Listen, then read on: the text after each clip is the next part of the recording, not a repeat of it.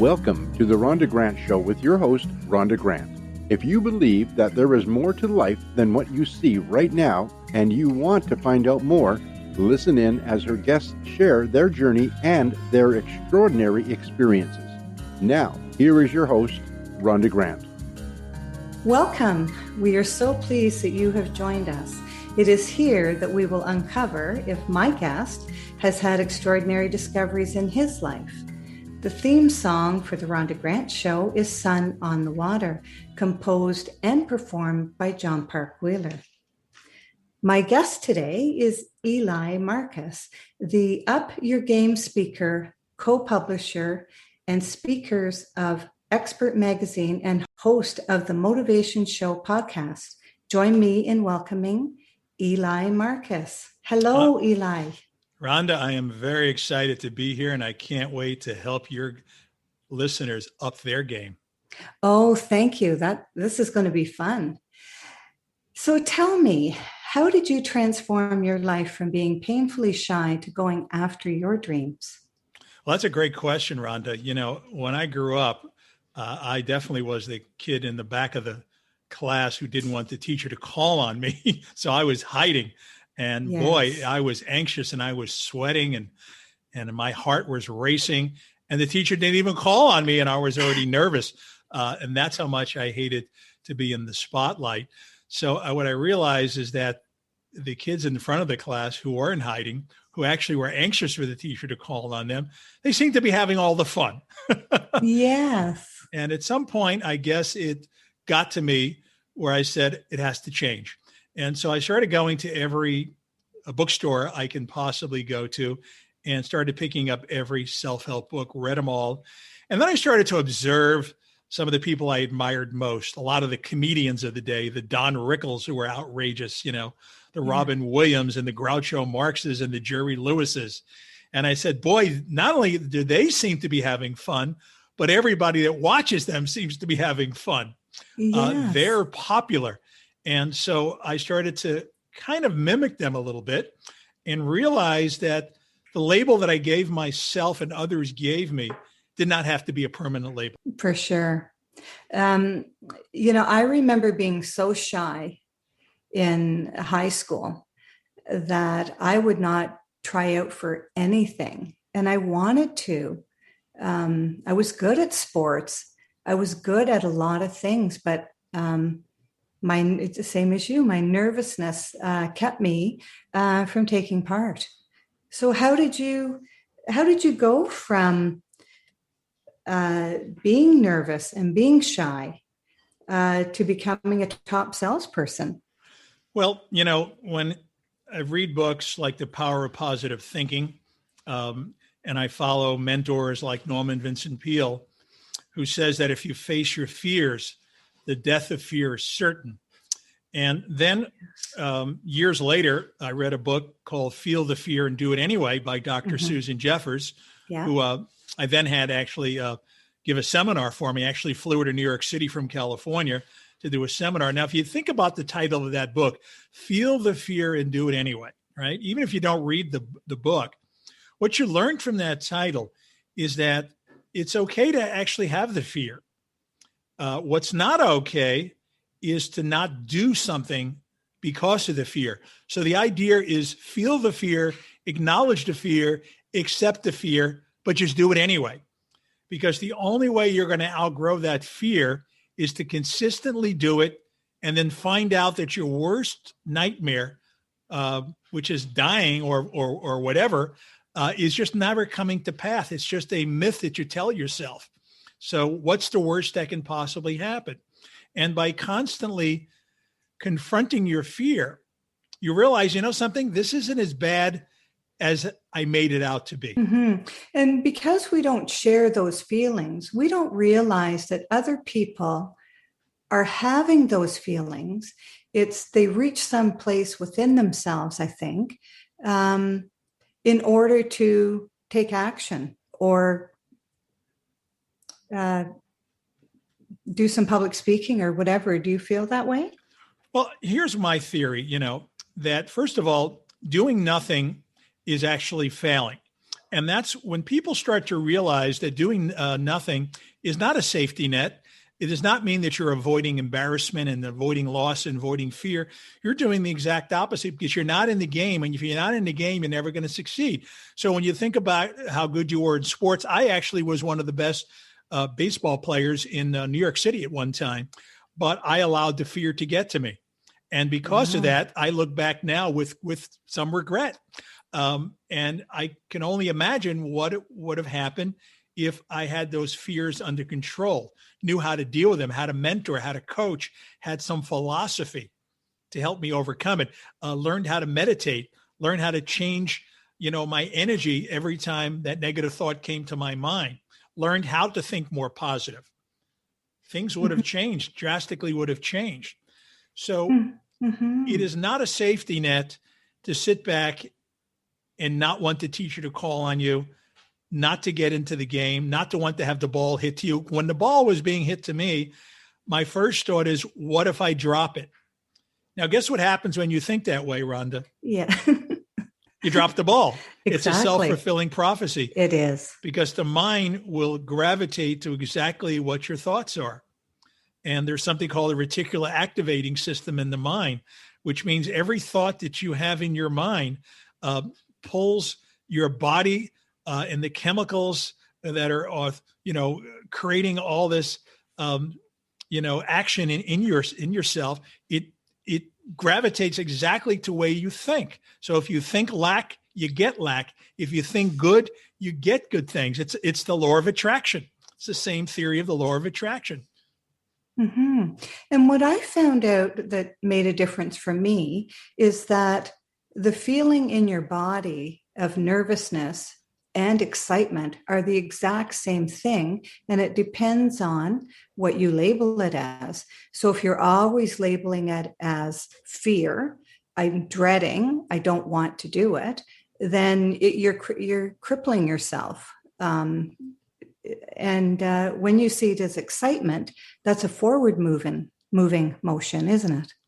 Well, yeah. What's interesting is I've changed my definition of failure. See, now I have probably cold called on more people than any human being on the planet. I've, known for over 30,000 cold calls in the mean streets of New York City. And what I learned from that is I used to get very, very frustrated. And you know what happened when you get frustrated? Your blood pressure goes up. You start to get all kinds of physical conditions. You go to your doctor doesn't have a clue. He gives you pills. The pills make things even worse. And you never resolve anything because you never get to the root of the issue. So when you start realizing that when somebody says, no, it's actually a good thing. And the reason it's a good thing, you can put your head on the pillow at night and know that even though 100 people said no to me, you were in the game 100 times. You tried 100 times. You gave your best 100 times. So the key is if you give your best and it doesn't work out for the moment, feel good about that because you're setting yourself up for success because you'll learn enough in those failures to get yourself enough successes. And that's what happened to me. I failed and failed and failed and failed until I figured out, something. I'm starting to learn what doesn't work and what does work. Exactly. And you only can find that out by failing. Exactly. And missing your mark and having a talk with yourself. What did I do right? What did I do wrong? Why did I miss it? Why did I miss my mark? And it's a genius, really, mind that has allowed you to do that.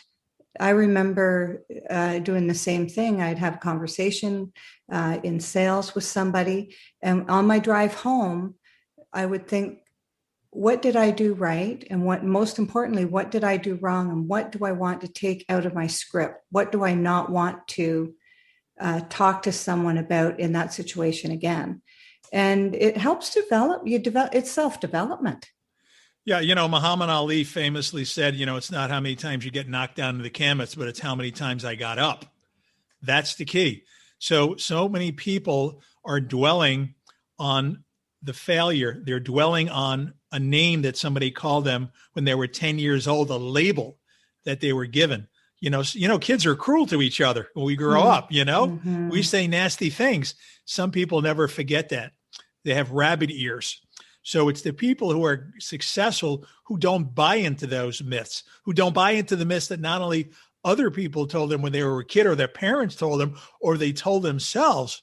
They no longer buy into that. They buy into the fact that they're a miracle and they're capable of anything. And those are the people that do the best. Wayne Gretzky said it famously, you miss 100% of the shots you never take. So you got to be out there, keep shooting. Do not keep a scorecard of all the losses. Keep a scorecard of the wins and celebrate those wins. Because every time you have a win, you need to celebrate it, because the body will then gravitate more to that mindset and will bring more of those wins to you. Well, that's fantastic advice. It certainly is. So how did you end up being a top salesperson? Persistence. Persistence, yes. In one word, but to get a little bit deeper into that, what I found is other people all had similar patterns.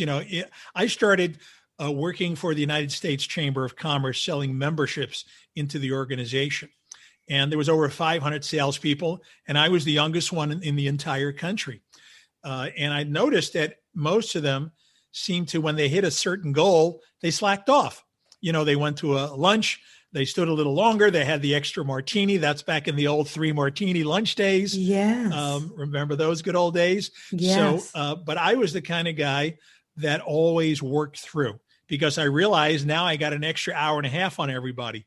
I had the same mentality when I was learning how to ski. Everybody else went into the lodge to get the hot toddies between 12 and 1 or 12 and 2. And I was out there skiing. I just figured that, something, I got an extra hour and a half, times that by 5 days. That gives me 8 more hours. So just by sheer numbers alone, I'm going to outdo everybody. So that was my first principle, but that principle can only take you so far. Then you just got to figure out better systems because it's all in the systems. Yes. And, Tony Robbins, when he started speaking, he modeled himself after Jim Rohn, I think it was. Yes, it was. And he found out how many times Jim Rohn spoke a year. And then what he did is he doubled it and he tripled it. And so he wanted to get the same amount of experience, but he wanted to get it in a short period of time so he could catapult his success quicker. And it sounds like that's what you were up to.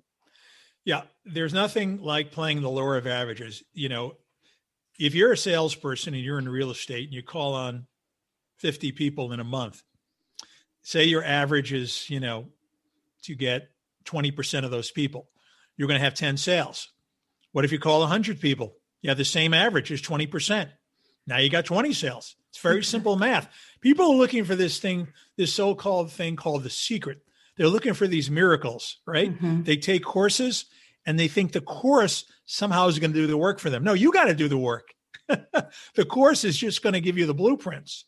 You've got to do the work. Think and Grow Rich was really the book that started off the self-help movement. That was done in 1937, right? However, the self-help movement, the first book, was done in the 1850s, but it wasn't until 1937 when Napoleon Hill wrote the book. Now, a lot of people would question the executive director, who's a friend of mine, Don Green, and say, I read the book, 3 times, but I'm no more successful than I was before. And Don Green said, do you realize that in the book, Napoleon Hill 77 times says you must take action. It's not enough just to read the book. That doesn't work that way. You've got to take the action, and you have to take massive action, as you said, like Tony Robbins. Massive action. Mm-hmm. Not just equal action to his mentor, more massive action. Exactly. And, but it takes that little trick called motivation, doesn't it? It certainly does. And so how can you motivate yourself if you're just not motivated enough? Like, you have to really want something, right? Well, the first key is you're kidding yourself if your goal is just money. If your goal, Yes. it can be money, but it also has to be service.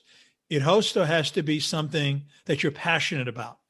So if you're passionate about something, you're automatically going to be motivated. That doesn't mean you're going to be motivated every day.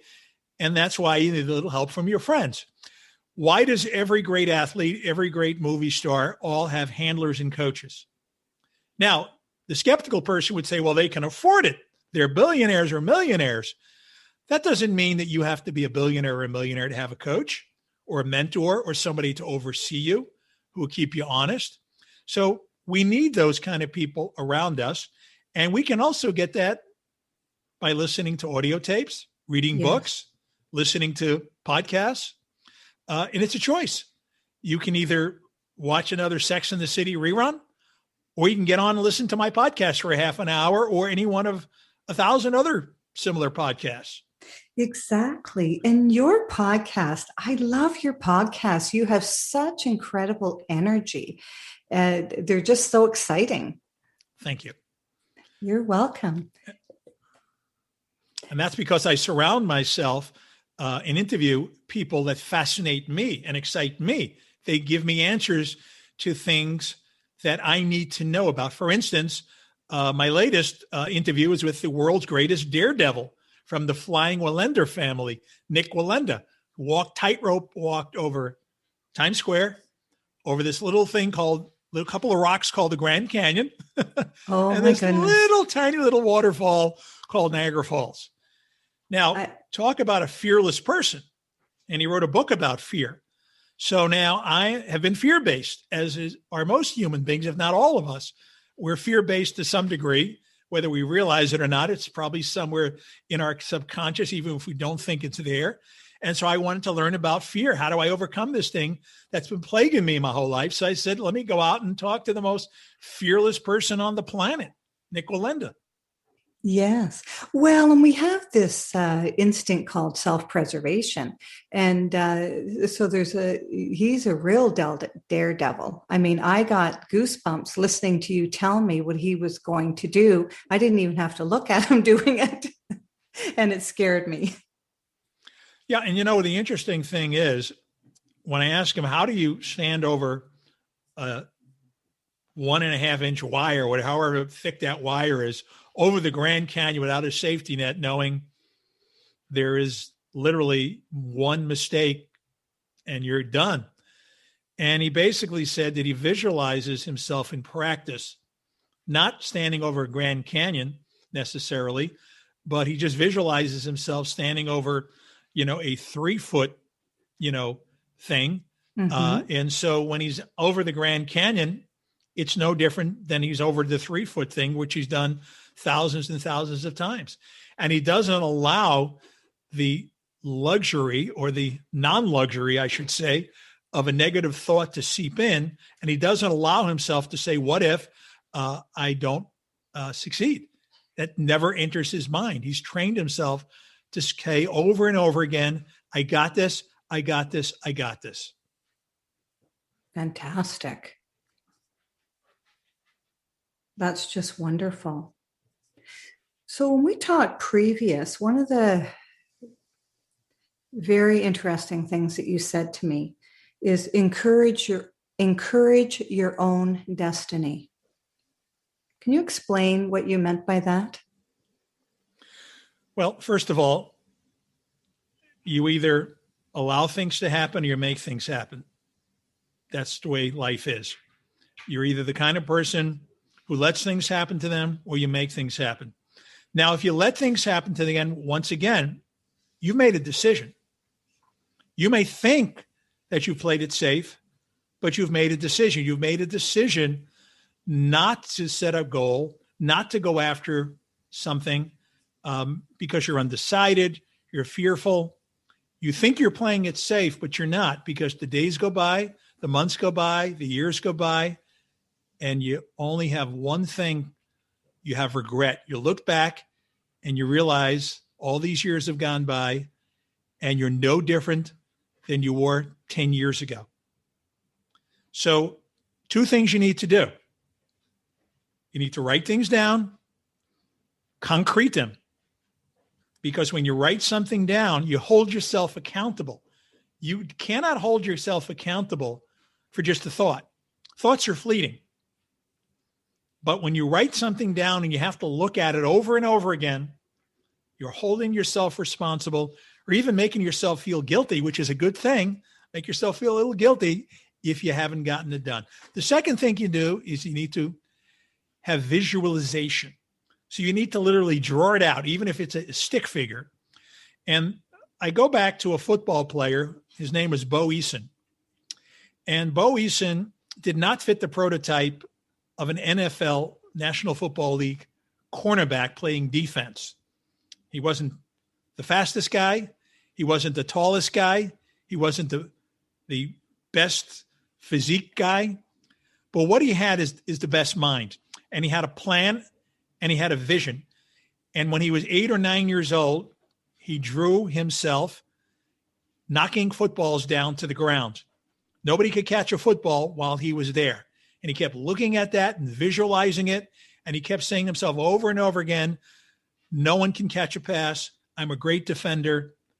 And guess what? He became an all-pro football player. He defied the odds. Mm-hmm. No matter how many people told him it couldn't be done. There's only one person who needs to tell you that it can be done. There's only one belief system that counts. And it's ours. It's your own. Yes. Mm-hmm. And that's incredible. And those are the people that, people think that when they see somebody like that, it's an overnight success. And they don't realize that, how old did you say he was when he started visualizing these things? 8 or 9. And he's got his kids visualizing the same thing because he wants his kids to be not only great in one sport, but to do what almost nobody in history has ever done, but be a superstar in 2 sports. So he's got them doing all the visualizations, and he's also got them making a choice. They have a choice to hang out with their friends for an extra hour or practice for the extra hour. Now, that's a long, long sacrifice. Yes. It's going to take a lot of time, but you know something? It's going to pay off in the end. So there is a price to be paid for success. And some people just are not willing to pay the price. But if you are willing to pay the price with no excuses, you will succeed. You brought up a good thing about motivation, Yes. And people who want to make excuses will always find a good reason to do that. They'll say, well, I went to a motivational seminar last year and I'm still in the same boat. I'm still depressed. My business still hasn't picked up. I'm still not healthy. And my answer to them is, do you drink water just once and all your problems are solved? Your thirst is solved? Do you eat just once and you're no longer hungry ever again? Motivation is no different from food. It's a daily sustenance. You need to constantly refuel yourself, constantly be around things that are positive. If all you're doing is digesting negative news all the time, your mind is going to stay where it is. It's going to be challenged. If you are around people that are positive, I don't mean you have to be physically around people, especially in a COVID world, but it's real easy to get positivity. Go on YouTube, go on a podcast, read a book. Positive people are everywhere. And so one of the reasons I put my podcast out there is for people to use me as a role model, to take my energy, to take the people who are a lot smarter than me that I interview, learn from them. You're going to learn more from your podcast, Rhonda, my podcast, than somebody spending $80,000 at Harvard, maybe on how to live a better life. Harvard's going to teach you how to do a professional career, but it's not necessarily going to teach you how to be healthy, not necessarily even teaching you how to be wealthy, not teaching you how to think, not teaching you how to be positive, not necessarily teaching you how to avoid fear. It's not going to necessarily teach you those things. Mm-hmm. But your show will, my show will. Yes, it certainly will. And one of the things too that I find is you really have to be careful what you share with other people, because a lot of people have a lot of ideas about what you're doing that might not be too supportive. And I remember when I wrote my book, I kept it pretty close to myself until I announced. I did have a tribe that I bounced things off of. And when things, is through the publishing process. But it's easy to get down, don't you find, by asking other people's opinion that don't have your best interest at heart, really. Well, I'm going to quote you what my mentor tells me, and I remember all the time. It's none of our business what other people think about us. So I'm a collaborator. And I think the more people that we collaborate with, the better the chances are that we're going to have what we do spread farther and wider, which we deserve because we're putting out good things in the world. With that, there's always going to be some people who might be a little bit jealous, who are not going to celebrate in our success, would like to see us fail. And those people, shame on them. That's their problem. But it should not be our problem. Because what they think of us is none of our business. So I don't hesitate to reach out to people personally and ask them to share what I do. Most people won't, and that's okay. The ones that will are the ones that are meant to be, and those are the ones I celebrate with, collaborate with, and move forward with. But to me, it's a law of averages as well. But if I find that somebody consistently is not supportive, then why would I share something that is going to have the same result? We talk about doing the same thing over and over again. The definition of that, insanity is insanity. So why go down that path? So after a while, you do realize who your friends are. And most people are not your enemies. They're just what I call neutral. Most people are too busy. They're not interested enough. They're not supportive enough, or they don't really understand kind of the essence of life, which is in the Bible, love thy neighbor as thyself. And how many people practice that, Rhonda? Love thy neighbor as thyself. Mm-hmm. Well, we're all the same. What you do to others, you're doing to yourself, right? So if you're loving people, you're loving yourself. And absolutely. And so we think that we're all separate and what we do doesn't affect us, but it does affect us. And so I'm glad that you brought that up. Yeah. The interesting part, what most people just have never understood or realized, is when you do something kind for somebody else, you actually help yourself as much or more than the other person. That act of kindness, if you're a human being, you got to feel good that, wow, look what I did. I made that person's day. There's nothing better than somebody saying to me, Eli, you just made my day. Or something, what you said on your show, I've been fearful my entire life. What you said resonated with me. The fact that you shared and Rhonda shared her fears and you shared your fear, and the fact that you were shy, you were able to overcome it. You have no idea what difference that makes. You realize what that's done for me? All the tea in China, all the money in the world can't give me a better feeling than that. I'm not getting paid to do that act of kindness, but that's what makes that act of kindness even more special, knowing that I don't have an agenda. Because when you have an agenda, it could water down that act of kindness. But when you do an act of kindness with no agenda, and the best example I had when I volunteered in a hospice one day, there was no benefit to me, theoretically, right? These people were going to be gone in a few days. But I'll never forget one person that I went to his bedside, and he had regrets that he was a smoker. And at the end of our conversation, he said, "Are you going to be back? I'd love to see you again," something to that effect. That was one of the best feelings I ever had, because I realized there was nothing in it for me. There was no monetary reward. And my whole life was built on the false assumption that everything you did that was good had to have some sort of monetary reward. Mm-hmm. Yeah, and people talk about karma, and karma. The more good you put out there, the more good comes to you, right? And people sometimes think it's about, karma as a bee, right? And it'll come back and bite you if you do something wrong. Well, I have people say to me, I did all these nice things and I didn't get anything back. But I'm not really worried about that. When they say they're not really worried about that, I know it's the exact opposite. They are worried about that. It does bother them. Otherwise, they wouldn't have mentioned it, right? Mm-hmm. There's only one entity that you have to please besides yourself. And all you have to do is look up in the sky. And if that person appreciates, or that entity appreciates what you've done, then what you've done counts big. If the person that you've done the kindness directly to has not done something back in kind to the level that you think that they should, that's not what really, really matters. It's how you think, and it's knowing that the Almighty appreciates what you've done.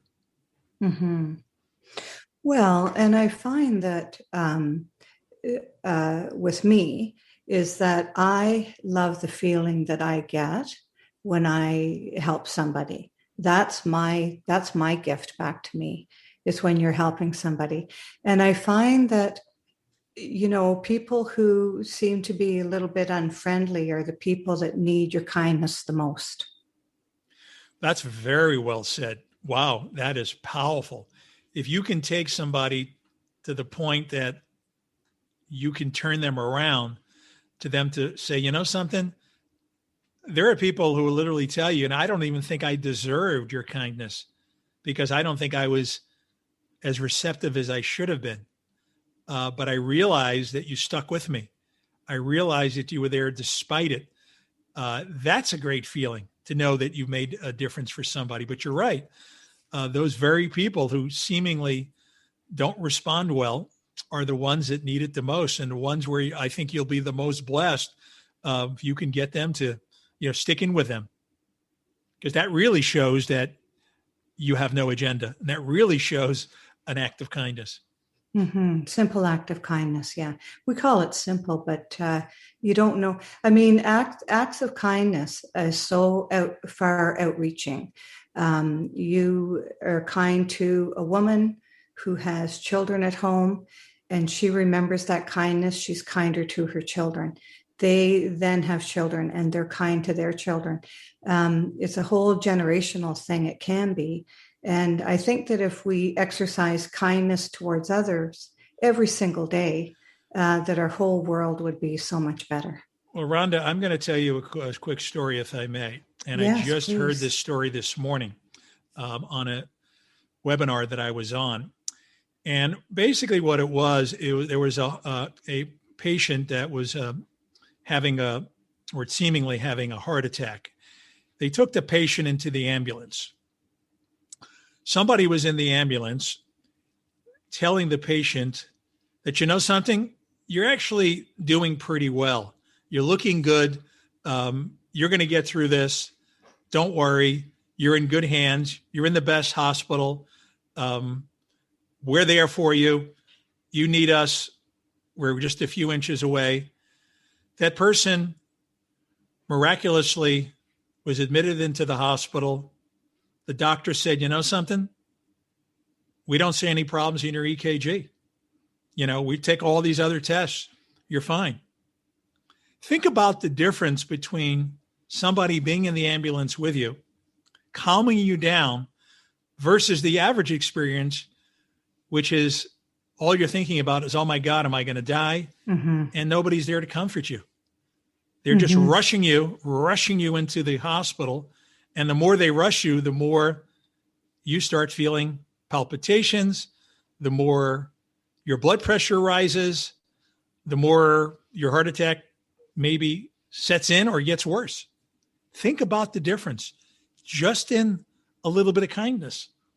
Maybe that's how our doctors should be treating us when we walk into their offices, rather than just treating us like, okay, your 15 minutes are up. Goodbye. Next patient. Yeah.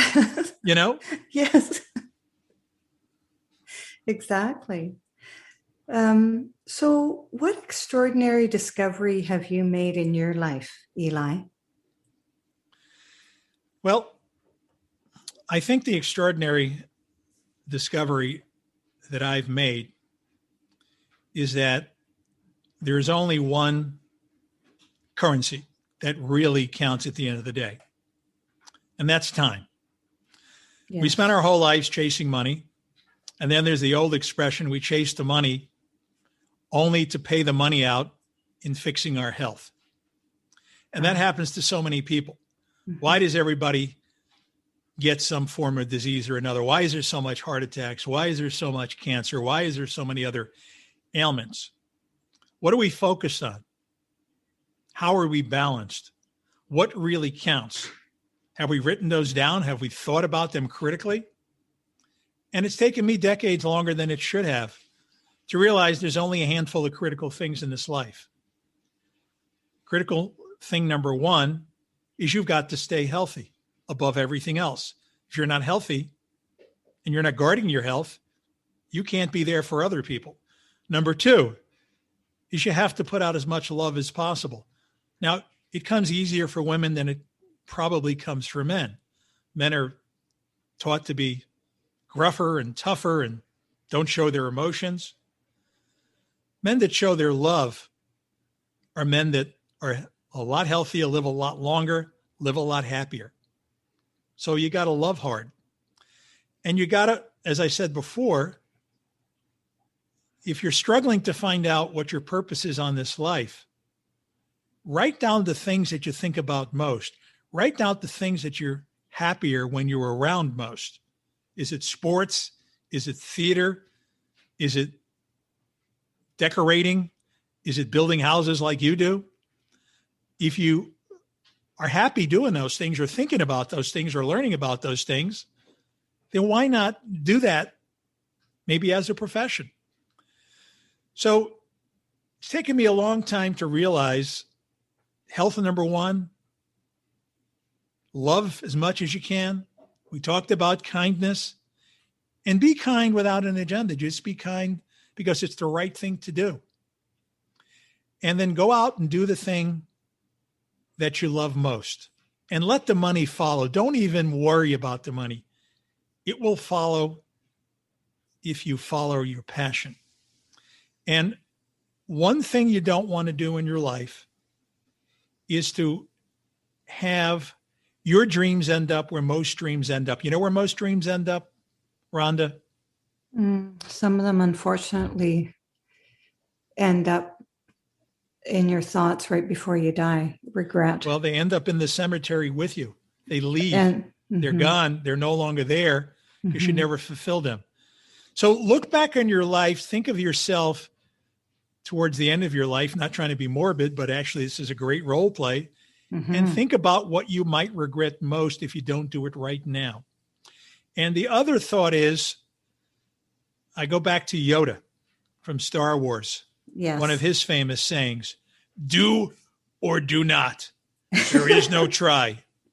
So my mentor, Dennis Waitley, talks about going back and looking on your calendar and finding a date on your calendar that says someday I'll.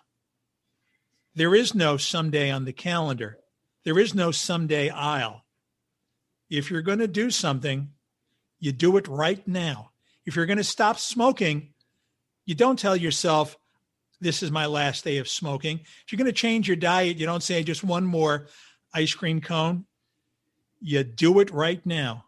You stop right now. You get serious right now, and you find someone who will hold your feet to the fire. Because if you can't hold your own feet to the fire, you make sure someone else does. Fantastic advice. You are a wealth of knowledge. Do you feel that you've been called? Absolutely, I've been called. and perhaps later than I may have realized, because the seed has always been with me. Why did I go in my teens to go pick up those self-help books? Why did I start one of the world's largest seminar centers? Why did I do a podcast called The Motivation Show without any monetary interest or monetization thoughts at all before starting what I did?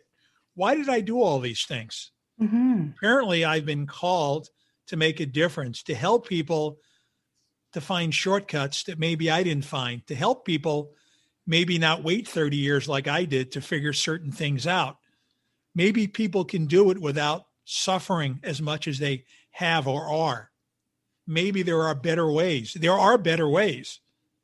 You just have to learn them. There's so much clutter and information in this world. And I want to be a beacon of light for people. I've definitely been called to that.